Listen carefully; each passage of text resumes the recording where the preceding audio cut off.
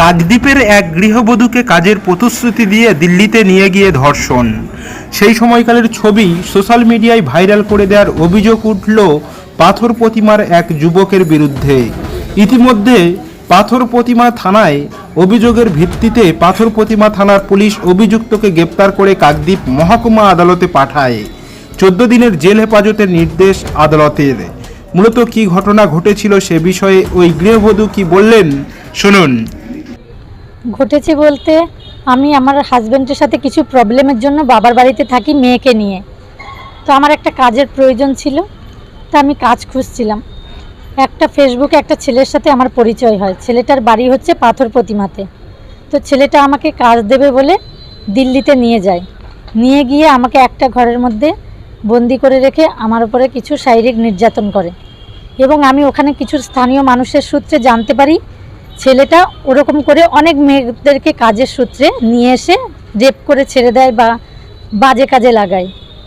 তো আমি সেই সূত্রে উদ্ধার হওয়ার চেষ্টা করে আমি উদ্ধার হয়েছি। সেখানে কিছু স্থানীয় বাঙালি অবাঙালির মানুষের সূত্রে হেল্প করেছে আমাকে কেউ মানুষ, সেই সূত্রে আমি উদ্ধার হয়ে ওখান থেকে কাকদ্বীপে এসে পৌঁছাই। তা হ্যাঁ, তারপর আমার কিছু ছবি ভিডিও ও গোপনে তুলে নেয়।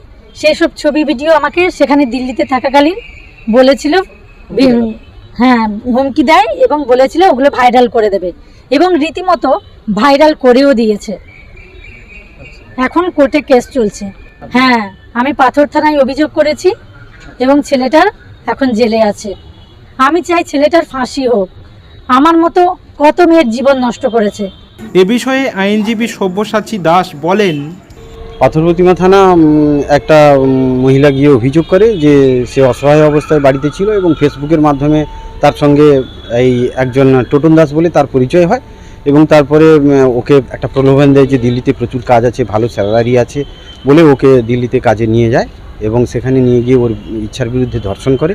এবং স্থানীয় ওখানে যে বাঙালি অবাঙালি লোকজন আছে তাদের কাছ থেকে ওই মেয়েটি জানতে পারে যে এই ছেলেটি এইভাবে বিভিন্ন মেয়েদের এইভাবে অসহায় যারা আছে কাজ খুঁজছে তাদেরকে এইভাবে নিয়ে এসে এখানে তাদের সঙ্গে খারাপ ব্যবহার করে এবং কাউকে বিভিন্ন জায়গায় অসৎ জায়গায় ও পাঠিয়ে দেয়। এইরকম খবর পেয়ে ও ওদের সাহায্যে উদ্ধার হয়ে কাকদ্বীপে ফিরে আসে এবং পাথর প্রতিমা থানায় গিয়ে ওর বিরুদ্ধে অভিযোগ করে, ধর্ষণের অভিযোগ। পাথর প্রতিমা থানা আধিকারিক একটি ধর্ষণের মামলা শুরু করে এবং তদন্ত করে এবং খুব তৎপরতার সহিত এই টোটন দাস আসামিকে গ্রেপ্তার করে আদালতে পাঠিয়েছিল এবং আদালতের নির্দেশে ওকে 14 দিনের জেল হেফাজত। ধর্ষণের ধারায় মামলা শুরু হয়েছে।